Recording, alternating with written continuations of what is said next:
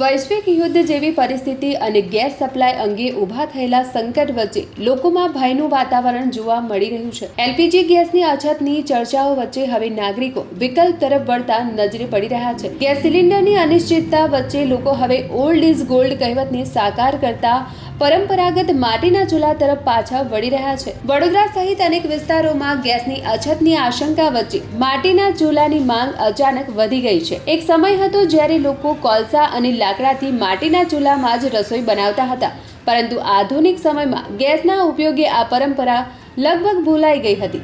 હાલની પરિસ્થિતિએ ફરી એકવાર માટીના ચૂલાને ઘરોમાં સ્થાન આપવાનું શરૂ કર્યું છે. કુંભાર સમાજ માટે આ પરિસ્થિતિ રોજગારનું નવું અવસર બની રહી છે.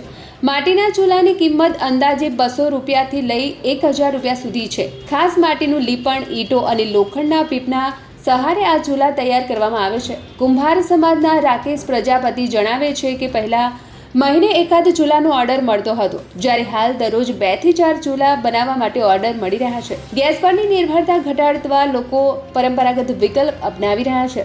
આગામી સમયમાં પરિસ્થિતિ શું વળાંક લે છે તે તો સમય જ બતાવશે, પરંતુ હાલ ગેસ સંકટની ચર્ચાઓ વચ્ચે માટીના ચૂલા ફરી એકવાર લોકોના રસોડામાં પરત ફરતા જોવા મળી રહ્યા છે.